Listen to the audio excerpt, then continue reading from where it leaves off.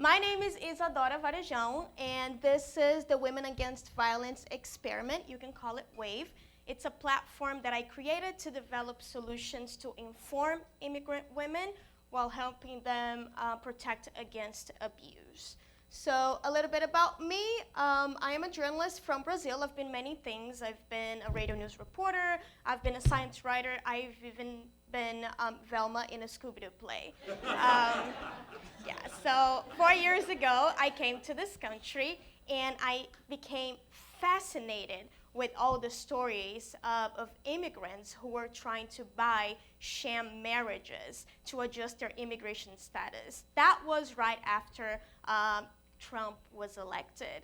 And starting our first semester here, I instantly started to use the tools that were introduced to us, the engagement tools such as Ground Source's texting service and Harkin's crowdsourcing platform to try to find out from my community what were the things that people were curious about on this topic of marriage fraud, because I was so interested in it, so people had to be interested in it too, right? I became very, that sucks that some photos are not working. Anyway, I became a constant presence in Facebook groups and WhatsApp groups with Brazilian women, because as you should know, this is where Latino communities live, especially during the winter. And I was able to leverage many sources, from immigration attorneys to people who were after a sham spouse. And what I realized was that the community didn't really want me to report on marriage fraud. The immigration attorneys who were helping me, they wanted me to report on something else. They told me that domestic violence was a pressing issue in the Brazilian community, and they were worried that it was going to get worse because illegal immigration on a visa from Brazil was increasing. So since 2017, for instance, over 30,000 Brazilians will come to the US on a tourist visa and overstay that visa, which leads to an illegal status. So what these attorneys told me was that in that process, many would just rush into marriage to adjust their immigration status or buy a sham marriage, and that was a risk factor for domestic violence, especially for women, because it made them more vulnerable. So the government knows that, right? So there are two resources for immigrant women who are in domestic violence situation. One of them is the Violence Against Women Act. So that allows women with a green card petition to disconnect their case from their abusive husbands. And there's also the U visa. That's for victims of crimes, and domestic violence being one of them. And that can actually help an undocumented immigrant get an adjustment of an immigration status if she reports on her abuser and helps the police investigate him. So I knew what the information gap was because these attorneys told me that women did not know about any of these resources. So I knew what the what the information gap was. And I also learned about the barriers that were preventing these women to get access to information that will help them. And those are right there. Isolation from the community, which is something that will always happen in a case of domestic violence, either because the woman is too embarrassed to share what she's going through with friends and family, or just because her abuser will make sure she's isolated. So even when she comes up with a way to try to find information, there are language barriers that will make very hard for her to understand how to navigate the immigration system. And she's gonna be afraid of deportation because, you know, it's just the moment that we live in. And she's gonna face lack of privacy because sometimes abusers go through their phones and through their computers. So, okay, quick story. Over the summer, I was an audience develop intern at Documented, which is a nonprofit newsroom that covers immigration in New York. The co-founders are right there. Please raise your hands. They're amazing people and great mentors. So during the summer, I was doing a community outreach operation for them to promote their WhatsApp newsletter. And that's completely in Spanish, and it's for the immigrant community. And during that time, a woman messaged them asking about the Violence Against Women Act. and she said that she was a victim of abuse. So Max messaged me and asked me, do you want to draft a response to her? And I was like, hell yeah, until I realized I would have to deal with this. So it's very hard to make sense of immigration procedures in this country. And as I was drafting the response, I couldn't help but think, am I helping this person with this response that I'm writing, or am I overwhelming her and potentially discouraging her from taking any action? And the only reason why I thought that is because in social journalism, we are taught to think critically about the reach and the impact of the work that we produce. So this is how ChicaBot came to life. ChicaBot is a chatbot, and she's a girl, and she gives information about domestic violence to immigrants in a very casual way using GIFs and memes. And I did it with the help of John. Thank you, John. It was in your class that I learned that I did not have to be a coder to be able to do an app. And what I wanted with this chatbot was it not only to be informative, but also sound supportive and encouraging, which is something that I really think the woman that reached out to document it also needed. She didn't only need information, she needed encouragement.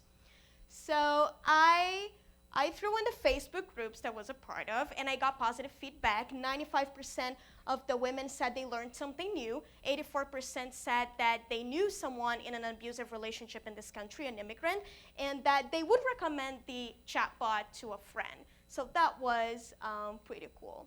I published on Medium about my experiment with ChicaBot, and I have been contacted by a publication in Spain called Planeta Chatbot. They want to translate the article and publish on their publication. And I was also contacted by CUNY's marketing and communication office because they want to write about it. How cool is it? However, I was not done with my practicum, and that's because I really wanted to create a space in which women could come together, because I learned that isolation is one of the most crippling things for victims of domestic violence. So I wanted to be able to bring people together so they could have, so they could connect to a support system and share experiences. And I also wanted to use one of the core principles of social journalism, which is to report on an issue with the help of the community. And that was something that I had not done yet. Attorneys helped me do the chatbot. Being someone who has a background in theater, I couldn't think of nothing better than theater of the oppressed. I'm going to explain it very quickly to you. Theater of the oppressed is a theater methodology created in the 70s by a Brazilian named Augusto Boal, and it has been used all over the world in marginalized communities. In India, it's been used to tackle child marriage and domestic violence. In Africa, to tackle HIV transmission. And Theater of the Oppressed is like a huge umbrella, and it has all forms of theater under it. And the one that I felt was going to fit the most my purposes was forum theater. So in forum theater, a facilitator goes into a community that is experiencing an oppression issue and helps that community to create a play portraying that challenge. And then after, the group presents the play to the community and invites members of the audience on stage so they can try something new and change the outcome of the scene. Like, members of the audience really come on stage and replace actors. So I did it. I put a call out on Facebook, and I was looking for members of a community, not only actors. And I had 13 people show up. None of them knew who I was, but they knew me from participating for over a year in the Facebook group. We held meetings and rehearsals here at CUNY. In the meetings, I would share my findings with them. And also important to say, I took a Theater of the Oppressed workshop over the summer, and where I met Becca Kenigsberg. She's a trained facilitator in Theater of the Oppressed, and she was very excited to jump in and help. So she was leading the theater work, and I was serving as her assistant and translator. So in the end, I had 9 amazing members of the Brazilian community who also had theater training, which was a happy coincidence. And some of them actually had experience in being in abusive relationships. So they came up with a play that was 15 minutes long, and it was about a woman, a highly educated woman who comes from Brazil and finds herself in an abusive relationship, but she stays in denial. Our opening night was last Friday. We were sold out 5 days before the performance, which was really cool. We had 4 interventions from the audience, and one of them was really moving. It was from a woman who is in an abusive marriage herself. And it's important for me to tell you that I had a therapist here. I also had an immigration attorney who addressed the audience at a certain point and gave information about the Violence Against Women Act and the U visa. And I also had material with information in Portuguese about resources available to the community. This is some of the feedback that I got.